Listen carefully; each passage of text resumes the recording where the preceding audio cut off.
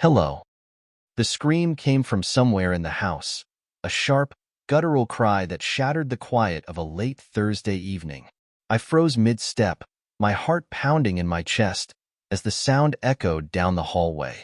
Emma, my 10-year-old daughter, burst into the living room with wide, terrified eyes. Dad, Mom's fighting with Uncle Greg. Uncle Greg, Laura's stepbrother, my brother-in-law. What? I managed to choke out, confusion scrambling my thoughts. I was halfway through packing up the girls' toys in the living room when the commotion began. Where are they? Emma pointed toward the garage, her hand trembling. They're yelling, really loud. I was already moving. My feet carried me down the hall before my brain could fully process what she'd said. I flung open the door to the garage, and there they were, Laura and Greg, standing too close to each other. Laura's face was flushed, and Greg looked like he'd been caught doing something he shouldn't. Neither of them noticed me at first. What the hell is going on?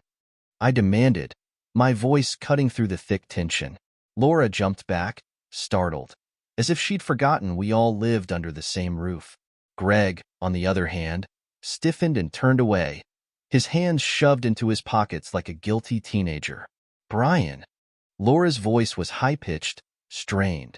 She forced a nervous laugh that immediately put me on edge. We were just, having a disagreement.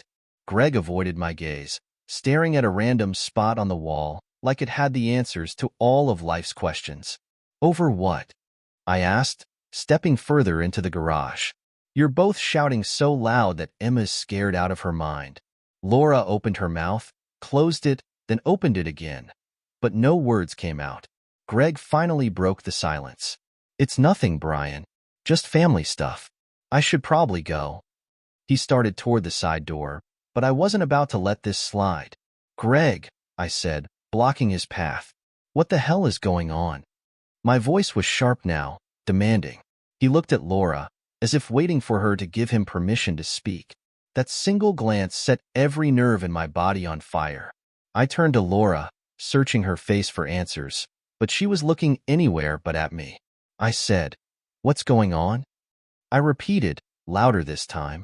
Brian, you're overreacting, Laura said finally, her tone laced with forced calm. Greg just came by to... To what? I interrupted. To yell at you in our garage? To freak out our kids? What are you not telling me? I told you, Greg interjected, his voice tight. It's just family stuff. I'm out of here. He brushed past me and disappeared out the door before I could stop him. I turned back to Laura, my chest heaving with frustration. Start talking, Laura. What the hell was that? I don't know why he got so upset, she stammered, still refusing to meet my eyes. He's going through some things, and... Don't. I cut her off. Don't lie to me. I know when something's not right, and you're not telling me the whole story. Her jaw clenched, and for a split second, I thought she might actually tell me the truth. But instead, she threw up her hands and said, Brian, you're blowing this out of proportion. Greg's always been dramatic. It's nothing. But it didn't feel like nothing. Not the way Greg couldn't look me in the eye. Not the way Laura kept shifting her weight from foot to foot, her cheeks flushed with something that wasn't just anger. Something was wrong, and I was going to find out what it was. It was late that same night when the pieces started falling into place. After putting Emma and Sophie to bed, Emma still rattled from the earlier argument. I sat alone in the living room, staring at nothing in particular. The house was too quiet, the kind of quiet that feels heavy, like it's pressing against your chest. Laura had retreated to our bedroom without so much as a word, claiming she was exhausted. Maybe she was, but I wasn't buying it. That interaction in the garage, it didn't sit right. Greg showing up unannounced, the shouting, the way they both acted like they'd been caught doing something wrong. It was eating at me. I couldn't shake the look on his face when I walked in, or the way Laura avoided my eyes like they'd burn her if they made contact. I wasn't planning to snoop. I've never been that guy. But as I sat there, replaying everything in my head, I realized there was no way I'd be able to sleep without figuring out what the hell had happened. So, I started small. Greg and Laura weren't exactly strangers to drama, and I figured if there was something serious going on, it might have left a trail somewhere. I pulled out my laptop and logged into Facebook, scrolling through Greg's profile for anything that might give me a clue. His page was the usual nonsense: sports updates, old vacation photos, a few posts complaining about work. Nothing unusual. I checked his Instagram next. Same deal. But then I noticed something odd. In the last few months, Laura had liked almost every single one of his posts. Even the stupid ones. A blurry picture of his dinner, a half-assed motivational quote. That wasn't like her.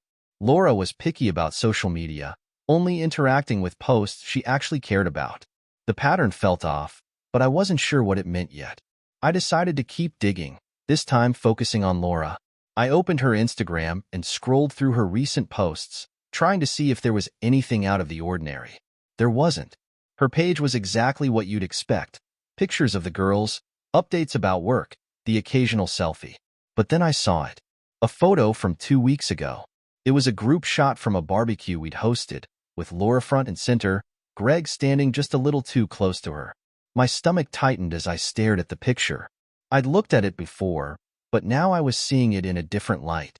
Greg's hand was resting on Laura's shoulder, not in a casual, brotherly way, but in a way that felt possessive, territorial.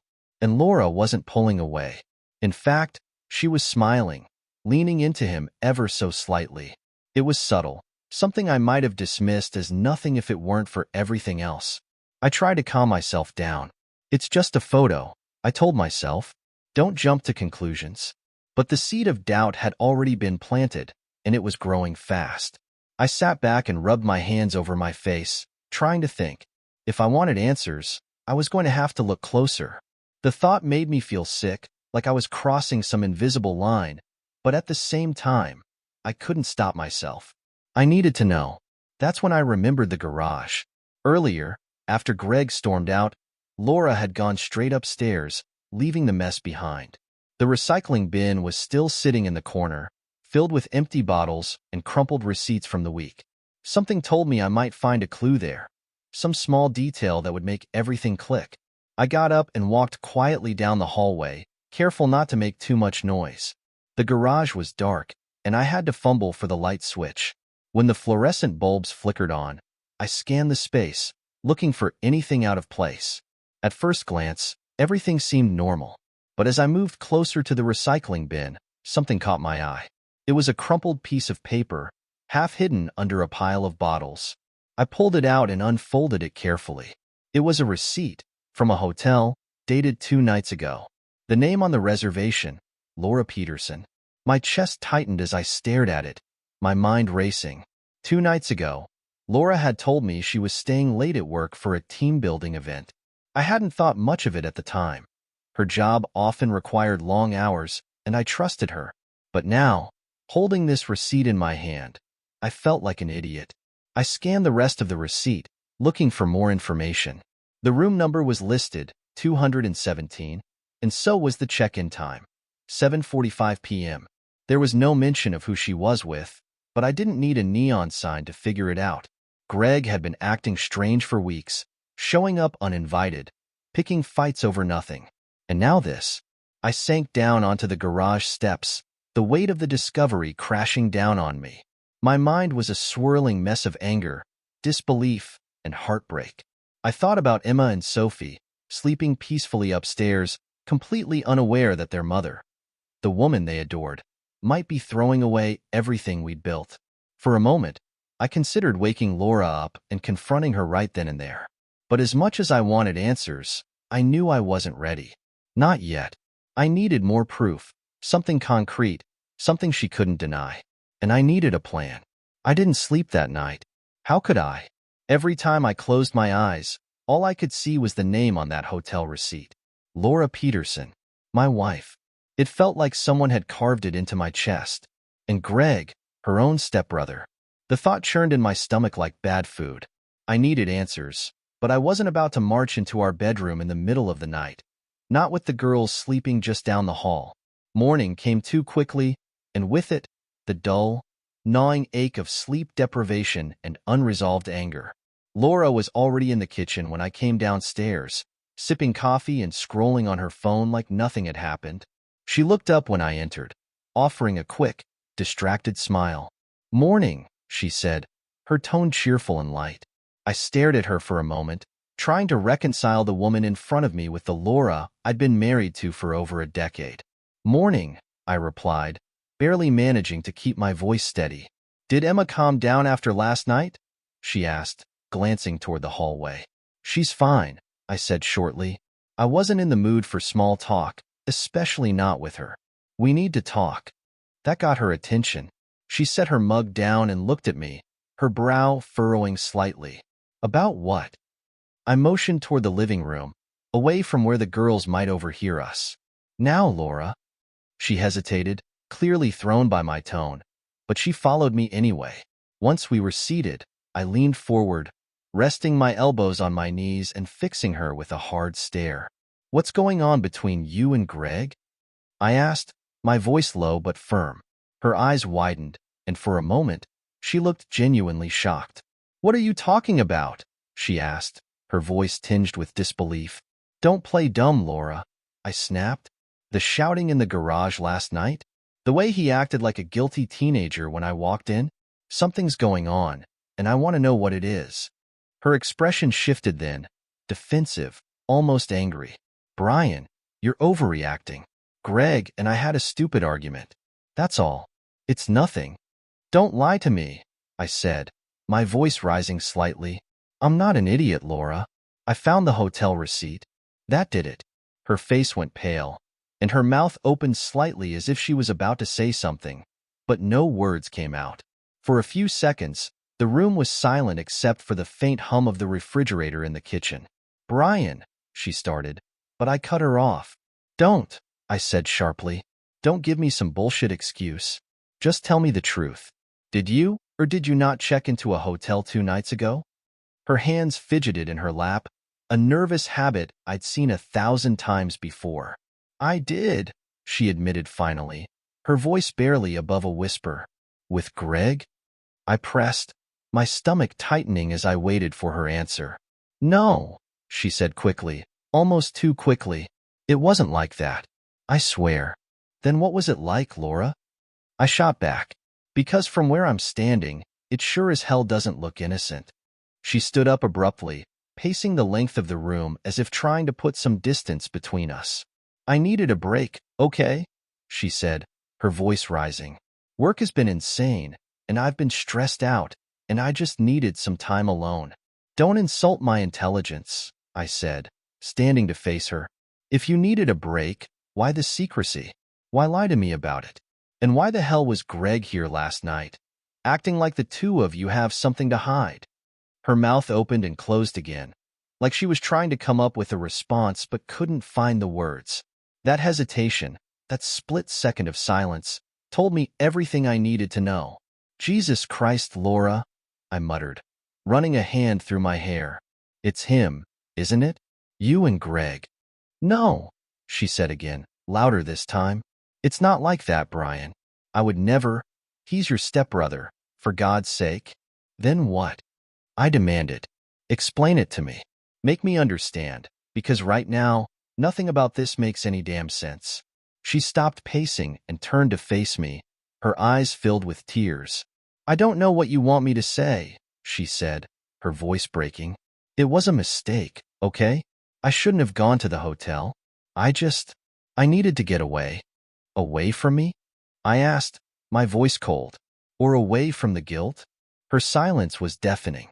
"I want the truth," I said finally, my voice steady but firm. "Right here, right now. Did anything happen between you and Greg? Don't lie to me, Laura." She hesitated again, her eyes darting toward the window as if looking for an escape route. When she finally spoke, her voice was so quiet I almost didn't hear her. "It was just one time," she said, her voice trembling. "I didn't mean for it to happen. It happened." The words hit me like a physical blow, knocking the air out of my lungs. I stared at her, my mind struggling to process what I'd just heard. One time, the words echoed in my head, over and over again. "I trusted you," I said finally, my voice barely above a whisper. "I trusted you with everything, and you threw it all away. For what? For him?" "It didn't mean anything," she said quickly, stepping toward me. I swear, Brian, it was a mistake. It's over. I'm so sorry. Sorry doesn't cut it, I said, my voice cold and distant. Not for this. For a long moment, we just stood there, staring at each other. I could see the panic in her eyes, the fear, the regret, but none of it mattered. She'd made her choice, and now we had to live with the consequences. Without another word, I turned and walked out of the room, leaving her standing there, her apologies ringing hollow in my ears.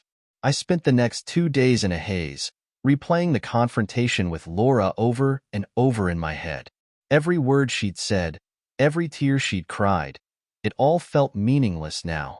She'd admitted it, a single mistake, she called it. But there's no such thing as a mistake that ruins a family. What she'd done wasn't an accident. It was a choice, one that shattered everything we had built together. I stayed out of her way, sleeping on the couch and keeping the interactions to a minimum for the sake of the girls. Emma and Sophie didn't know what was going on, but kids aren't stupid. They could feel the tension, even if we tried to mask it. Laura, for her part, was subdued, walking on eggshells, giving me space, trying to act as if she wasn't already sentenced in my mind. On the third day, I made my decision. If she wanted to destroy our marriage, fine, but she wasn't going to walk away from this unscathed. I wasn't the kind of man to lie down and take it. I wasn't going to yell, throw things, or give her the satisfaction of knowing just how deep she had cut me. I had a better plan. First, I called my lawyer. I didn't just want a divorce. I wanted to ensure that Laura didn't get to rewrite the narrative and play the victim. We discussed strategy, child custody, and financial arrangements. I knew it wouldn't be easy. Texas laws weren't necessarily on my side, but I had leverage and I intended to use it.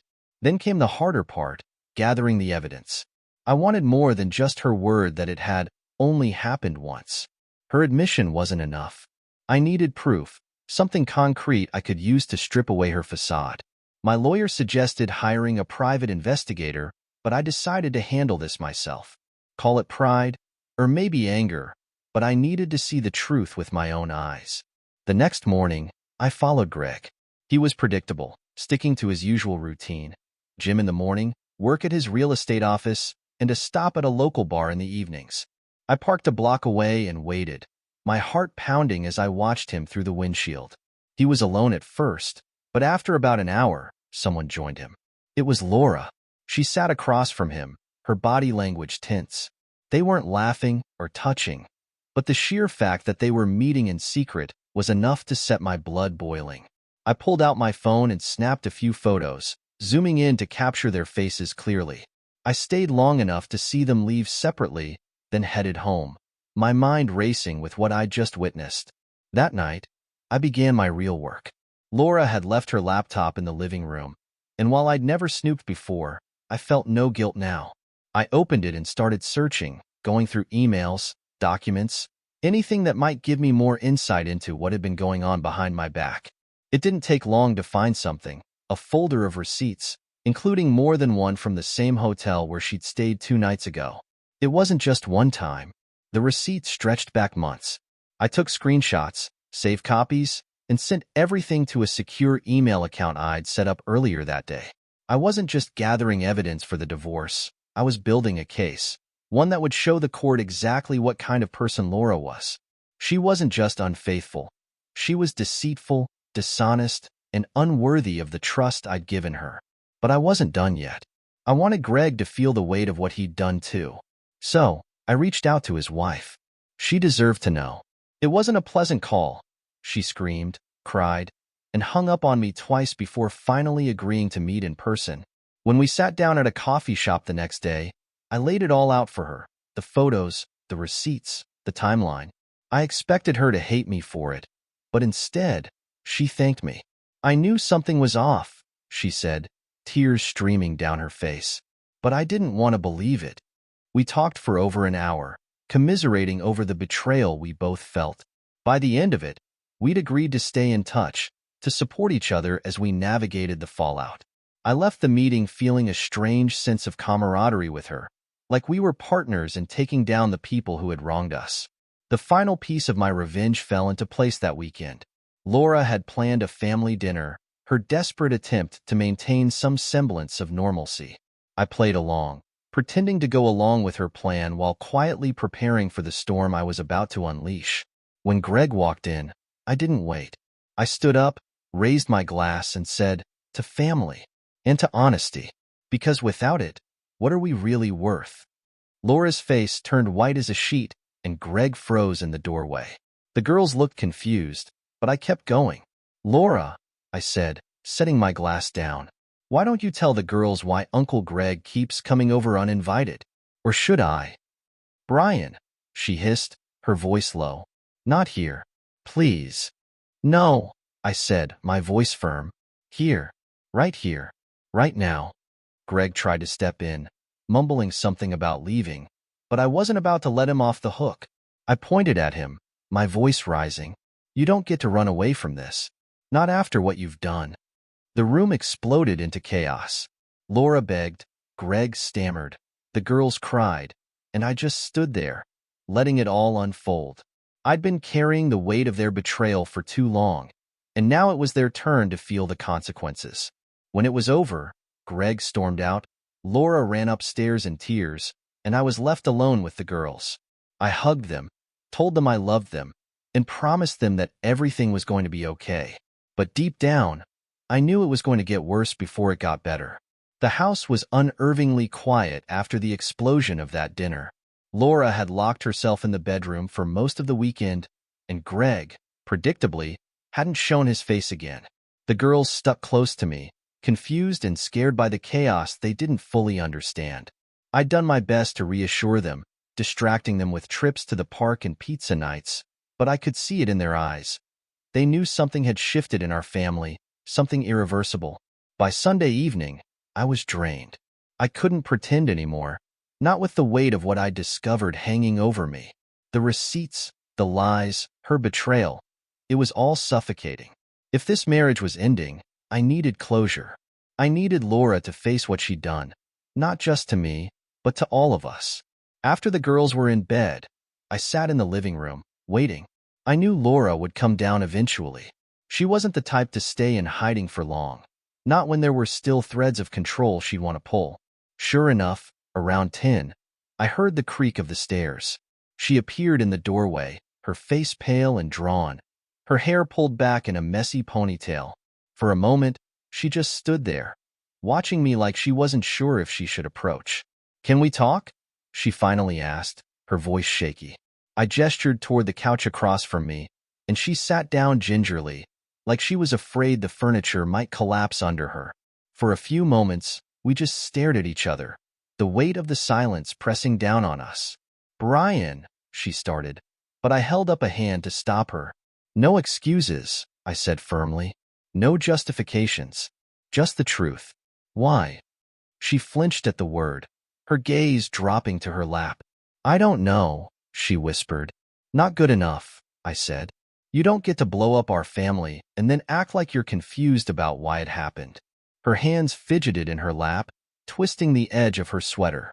"It wasn't planned," she said finally. "It just happened." I felt a surge of anger rise in my chest. "Stop saying that," I snapped. "Affairs don't just happen, Laura. You made a choice. A deliberate, conscious choice. What I want to know is why." She looked up at me then, her eyes red and glassy. "I was lonely," she said quietly. "You've been so focused on the girls, on work. I felt like I didn't matter anymore." I laughed bitterly, shaking my head. "That's the best you've got? You felt ignored. So you decided to have intimacy with my brother-in-law? Do you even hear how pathetic that sounds?" "It wasn't like that," she said, her voice rising slightly.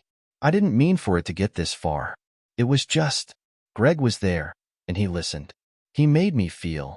"Don't," I interrupted, my voice sharp. "Don't tell me he made you feel special. Do you have any idea what you've done? To me? To our daughters?" Her lip quivered, but I didn't feel any sympathy. Not anymore. "I was wrong," she said, her voice breaking. "I know that, Brian. I know I've hurt you, and I know I've messed everything up, but I still love you. I still want us to be a family." I stared at her, stunned by the audacity of her words. "You love me?" I repeated, my tone dripping with disbelief. Is that what you call this? Because from where I'm standing, it looks a lot more like contempt. I made a mistake, she said, her voice desperate. But it doesn't have to end like this. We can fix this, Brian. We can go to counseling, we can. No, I said firmly, cutting her off. We can't. Do you think I could ever trust you again? Do you think I could look at you without seeing Greg? Without wondering if you're lying to me? This marriage is over, Laura. You ended it the moment you decided he was worth more to you than I was. Her face crumpled, and for a moment, I thought she might start begging. But instead, she just sat there, tears streaming down her face, her shoulders shaking with silent sobs. I wanted to feel something, anger, satisfaction, even pity, but all I felt was emptiness. What about the girls? She asked finally, her voice barely audible. What about them? I replied, you should have thought about them before you decided to destroy our family. Her sobs grew louder, but I didn't flinch. I couldn't. If I let her tears break me now, I'd never get out of this mess. I'm filing for divorce, I said after a long silence. You'll get the papers this week. Her head shot up, panic flashing across her face. Brian, please, she said, reaching for me. Don't do this. Think about everything we've built together. Think about. I have thought about it, I said, pulling away, and all I see now is a lie. She broke down completely then, her cries echoing through the house. I stood up and walked toward the stairs, my heart pounding in my chest. I paused at the bottom step, turning back to look at her one last time. This is your mess to live with, Laura, I said, my voice steady. Not mine. I turned and climbed the stairs, leaving her alone in the living room. As I reached the top, I glanced toward the girls' bedrooms, my resolve hardening. They deserved better than this, better than her, and I was going to make damn sure they got it. Monday morning arrived, bringing with it the weight of what was to come. Laura lingered in the background as I got the girls ready for school, her presence tense and uncertain. The girls stayed close to me, their unease evident. Once they were dropped off, I sat Laura down at the kitchen table. I'm filing for divorce, I said bluntly. Her eyes widened, and she immediately began to cry. Brian, please, she said, her voice trembling. I'm sorry. I made a mistake, but we can fix this. I shook my head. It wasn't a mistake, Laura. It was a choice that destroyed everything. This marriage is over. Her tears came harder. What about the girls? She asked, desperate now. They'll be fine, I said firmly. I'm going for custody. They need stability, and I'll make sure they have it. You can't take them from the channel, she cried. I'm not taking them, Laura. You gave them up the moment you prioritized yourself over them. I'll ensure they have the stability you failed to provide. She broke down completely, her sobs echoing through the house. I felt nothing watching her. No sympathy, no anger, just emptiness. I had made my decision, and no amount of tears would change that. By the afternoon, I had started moving my things into a small 2-bedroom apartment I rented nearby. It wasn't much, but it would give Emma and Sophie the sense of normalcy they needed. I spent the rest of the day preparing their rooms, filling them with their favorite toys and decorations. That evening, I sat the girls down and explained. Mom and I are going to live in different houses, I said gently. It doesn't mean we don't love you. You'll see both of us, but for now, you'll stay with me most of the time. Emma looked at me with teary eyes, while Sophie clung to my arm, her small voice asking, why can't we all live together? I took a deep breath, holding back my emotions. Sometimes grown-ups don't get along the way they should, I said, but I promise I'll always be here for you, and so will Mom. By the end of the week, we were settled into the apartment. The girls adapted faster than I expected, throwing themselves into their school routines and their rooms filled with familiar things. They were stronger than I gave them credit for, and their resilience gave me hope.